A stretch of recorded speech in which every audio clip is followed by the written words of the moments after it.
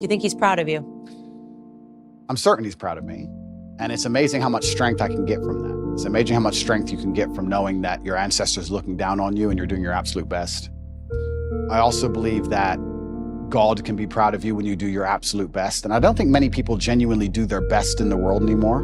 When I say do your best, people sit and go, oh yeah, okay. No, when's the last time you actually did your best? Like, I don't train to run marathons, but I know if I gave my best, I could run a marathon right now, first try. If I gave my best, life depending on it. When's the last time people have genuinely given their best to anything? There are people going through the world and going through life today that don't give their best or 100% effort to anything ever. Ever. They can't even remember the last time they tried.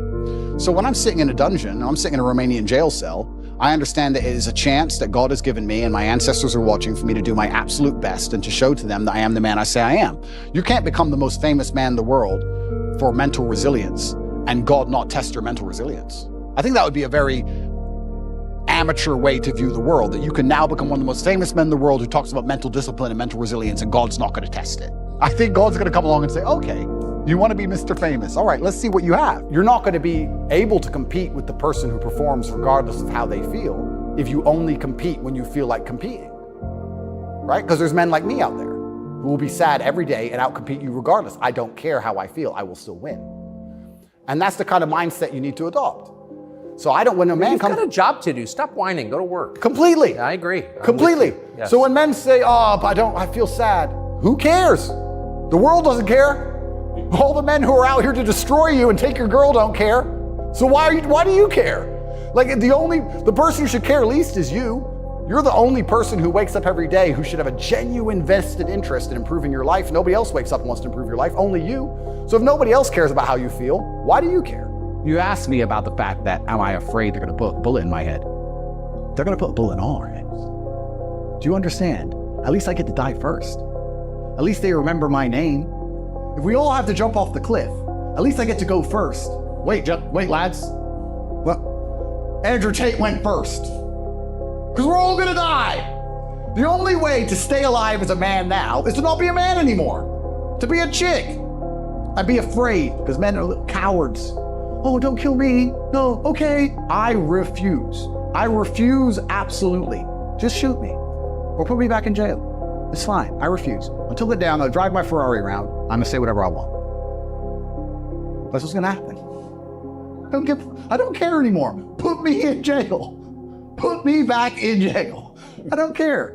I worked out something that's actually very fantastic for everyone at home who's worried about going to jail. To all the men at home, because they're gonna come for all of us if you have any kind of opinion or you tell your girlfriend not to sleep with other men, somehow that makes you controlling. If you go to jail, you can still smoke. Which means there's nothing the government can really do to you that prevents you from getting cigarettes. So life's fine. My argument also for depression is, you're depressed, fine.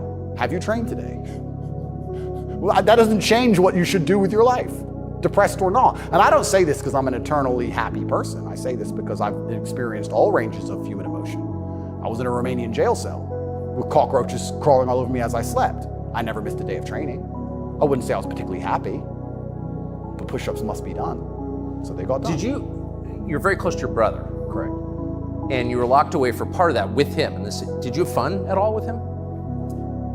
Yes.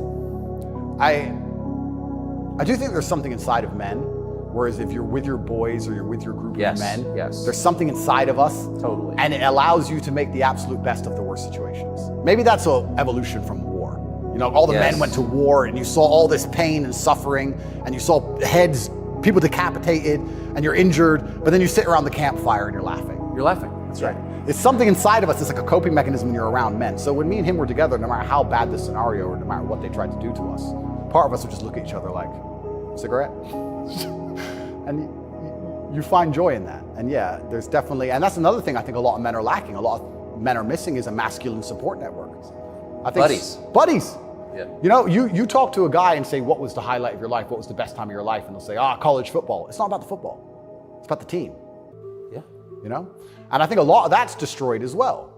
Because also it's interesting how everything interconnects. When you destroy honor and principle and the masculine essence inside of men, well, now as a man, it's very hard to have friends. I wouldn't want to have a male friend who had no principles, no honors, and didn't work hard and was always crying about being sad. What do I want to hang around with him for? He's a loser. I don't think many men especially understand that even if you don't have the strength to be a hero for yourself, you should have enough discipline and enough honor to want to be a hero for somebody else. And if you have other people you truly respect, you should want to be a hero for them. And I think that's the masculine imperative. If someone's going to attack your wife, that's when you become a hero for her. You have to. What kind of man are you if you're not? And you can apply that to other things. If you apply that to your ancestors, or you apply that to God, or you apply that to your beliefs or your core principles as a man, then you can be a hero anytime you want. If I had left jail mentally broken and financially broken, it wouldn't have made me more famous. So, and physically broken, because all those three things could have happened. Please understand, I was in 24-hour-a-day lockdown. My cell was half the size of this room, and I didn't leave. I didn't get gym. I didn't come out looking all scrawny. I didn't get good nutrition. I didn't get good food. Most people in there had mental health problems. If I would have come out there all skinny and mentally broken, then it would have been game over. So there's also a degree of my competence in all things. But the people who laugh at me going to jail don't understand that there's no light without dark, and I'm an expert, I guess, if you were to say one of my skills is, I'm an expert at being hard on myself, and if life's gonna be hard on me, I'm gonna Aikido that into power. I would believe I'm a stronger version of myself post-jail.